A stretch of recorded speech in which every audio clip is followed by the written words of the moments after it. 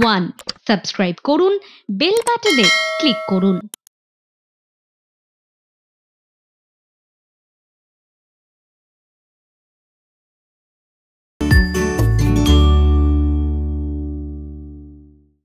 আজ খুব মেঘ করেছে, আজ খুব বৃষ্টি হবে। এসো আজ সবাই মিলে জমিয়ে আড্ডা হবে। জমিয়ে আড্ডা দিতে আজকে আমাদের সঙ্গে স্টুডিওতে রয়েছেন অত্যন্ত গুণী একজন মানুষ, অসীমা ভর। আর সেই দিদির সঙ্গে পরিচয় করানোর আগে কয়েকটা কথা একটু না বললেই নয়। কবিতা আবৃত্তি প্রথাগতভাবে কখনো শেখা হয়নি, কিন্তু আবৃত্তিকে ধরে আবৃত্তির পথে হাঁটতে হাঁটতে অনেকটা ভালো থাকা, অনেকটা কর্মজীবনের এগিয়ে চলা, সেই সুন্দর মুহূর্ত যুদ্ধ কবিতাময় মঙ্গলবারের আজকের এই আড্ডা আমরা শুরু করব আমাদের নতুন বন্ধু এবং আগেও যে বন্ধুকে আমরা পেয়েছি আমাদের সঙ্গে রয়েছেন অসীমা ভর। নমস্কার দিদি, কেমন আছো? ভালো আছি। আগেও তো তোমাকে আমরা পেয়েছি, একদম। তো আজকে একটু অন্যভাবে শুনবো, একদম অন্য গল্প, একদম অন্য গল্প।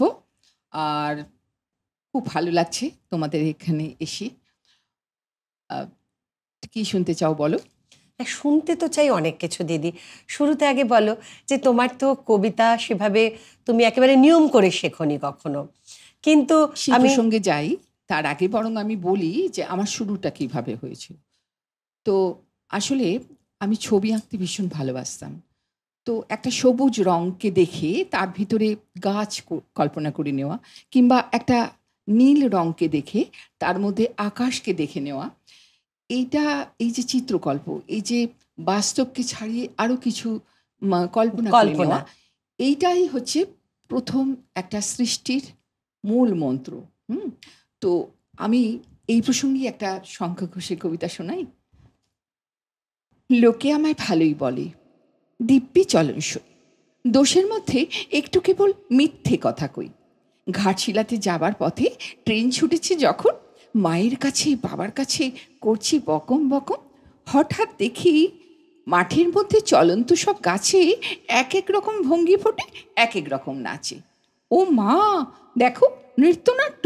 যেই বলেছি আমি, মা বকে দেয়, বড্ড তোমার বেড়েছে ফাজলামি।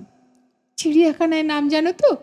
আমার সেজ মেশর আদর করে দেখিয়েছিলেন পশুরাজের কেশর। কদিন পরে চুন খসানো দেয়াল জুড়ে কি ঠিক অবিকল সেই রকমই মূর্তি যেন দেখি। ক্লাসের মধ্যে যেই বলেছি সুরঞ্জনার কাছে, জানিস আমার ঘরের মধ্যে সিংহ বাঁধা আছে। শুনতে পেয়ে দিদিমণি অমনি বলেন, শোনো, এসব কথা আবার যেন না শুনি কক্ষনো। বলি না তাই সেসব কথা, সামলে থাকি খুব। কিন্তু সেদিন হয়েছে কি, এমন বেয়াকুব, আকাশ পাড়ে আবারও চোখ গিয়েছে আটকে। শরৎ মেঘে দেখতে পেলাম রবীন্দ্রনাথকে। তুমি একটু অন্যভাবে বললে তোমার উপস্থাপনায়, এই যে শরৎ মেঘে দেখতে পেলাম রবীন্দ্রনাথকে, মানে হঠাৎ করে দেখতে পাওয়া। আমি দেখে ফেললাম, আমার কল্পনা কত দূর পাখা মেলতে পারে। এইভাবেই আমার শুরু, আমারও শুরুটা এইভাবেই। আসলে আমার বাড়ির খুব রেস্ট্রিকশন ছিল, এমন নয় যে আমার সময় কেউ শিক্ষা নিতেন না। তবুও দিদি এটা সত্যি যে সেই সময় তোমাদের না, আমাদের সময় তো সমস্ত আমরা পেয়েছি প্রদীপ ঘোষ, গৌরী ঘোষ, পার্থ ঘোষ, জগন্নাথ বোস, উর্মিমালা বোস, এই সমস্ত যারা একদম বিখ্যাত বিশাল, মানে আমাদের কি বলতে পারো মহিরুহ, তাদের সান্নিধ্য তো আমরা পেয়েছি। আমরা চাইলেই তো আমি তাদের কাছে শিখতে পারতাম, কিন্তু আমার বাড়িতে সেই সুযোগটা ছিল না। পড়াশোনার বাইরে আর কিছু অন্য কোথাও শিখতে যাওয়া এটা অ্যালাউড ছিল না। রক্ষণশীল খুব ব্যাপারটা ছিল আমাদের। তো তার ফলে আমি ওই অনেক ছোট থেকে, মানে স্কুল লাইফের শেষের দিকে আমি যুববাণীতে শুরু করি। যুববাণীতে কবিতা, নাটক, এবং তুমি নিজের চেষ্টাই করেছিলে? হ্যাঁ, নিজের চেষ্টা। রেডিও তো এটা তো একটা পর্দানসীন ব্যাপার, তো ওটা করা যেতে পারে। তো বলছি সেই গল্প। তো আমি তখন ওই পরবর্তীকালে আমি আকাশবাণী এসেছি নাটক, এবং আরও পরে এফএমে গেছি। যখন প্রথম এফএম শুরু হলো তখনও কিছুদিন এফএম করেছি। আর আমার প্রথম যে স্টেজ, আমি তখন দু একটা ওই আবৃত্তি চর্চা কেন্দ্র ছিল, সেখানে চর্চা করতাম মাঝে মাঝে, ওই সপ্তাহে একদিন করে গিয়ে।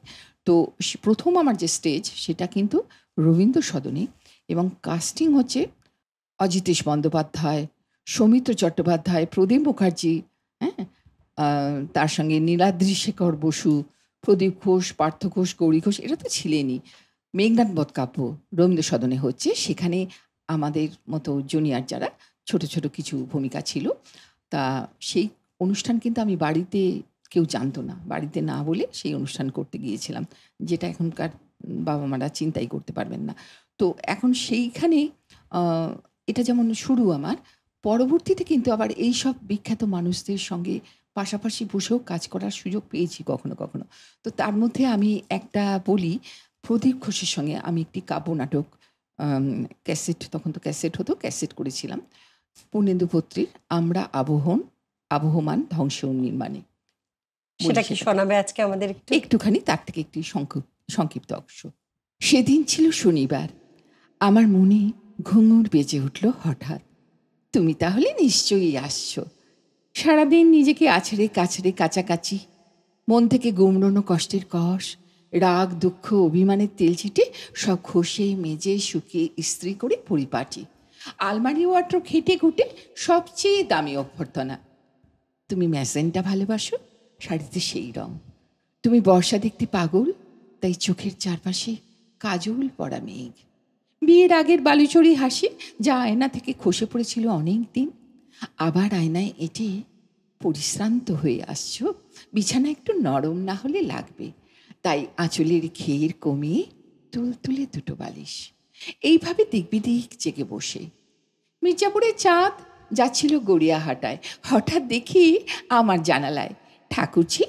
অন্যদিন এই সময় না চলে চিরুনি, না চোখে পিদিম, আজ যে একদম মকমলে মকমলে আর উপন্যাসের শাহজাদি।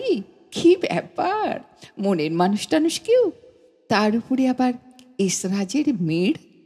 আমি তো শুনে হেসে কুটি কুটি, তুই মুখ পুড়ি আবার এসরাজ পেলি কোত্থেকে? ও মা, ওই তো বাচ্চে তোমারই রংকূপের রন্ধ্রে রন্ধ্রে, ছায়াবিতিকায় কুঁড়িতে পরাগে, গভীর এবং স্তব্ধ সমুদ্রের মাঝরাতে অনেকবার এই এসরাজ শুনেছি আমি। অন্ধকার তার সমস্ত ব্যথা নিয়ে জলের ওপর উপর, আর লাখো লাখো জলপুরি তাদের গায়ের আঁশে মুক্ত স্ফুলিঙ্গ। অন্ধকার যাতে সমুদ্রকে কাছে পায়, তাদের চুম্বনে আলিঙ্গনে কোথাও যেন থেকে না যায় দীর্ঘশ্বাসের ফাঁক। সেইভাবেই তারা, অর্থাৎ জলপুরীরা, সাজিয়ে চলেছে ফুলশয্যার খাট। ভালোবাসা কতটা বর্ষা বাদলে ভিজলে এসরাজের কান্না হয়, সে আবার তোর কাছে শিখবো নাকি? মুখে মিহি জর্দা চিবোতে চিবোতে চাঁদ চলে গেল দক্ষিণের পথে, তার মুচকি হাসির ওড়নাটাকে আমার মাথায় ঘোমটার মতো পড়ি। জানি ভাঁজ পড়েছে তোমার বুড়োতে, ভাবছো তোমাকে কাছে টানার গরজে এসব যেন এলেবেলে বানানো কথার হাতছানি। শুভঙ্কর, আমি শুধু তোমাকেই চাই, তুমি যেমন ঠিক তেমনি। তুমি বলবে আমি যে বড় ভাঙা চোরানন্দিনী, আমি অসমাপ্ত পাণ্ডুলিপির মতো কাটা ছেঁড়ায় জীর্ণ। হোক হোক, সেই তুমিই আমার স্বপ্ন। ভীষণ সুন্দর দিদি, থেমে যা কেটে চাইনি, মনে হচ্ছে আরেকটু শুনি। এইরকমই ভালো কিছু শুনবো, তবে সময় হয়েছে নিয়ে নিয়ে একটা ছোট্ট বিরতি। সঙ্গে থাকুন।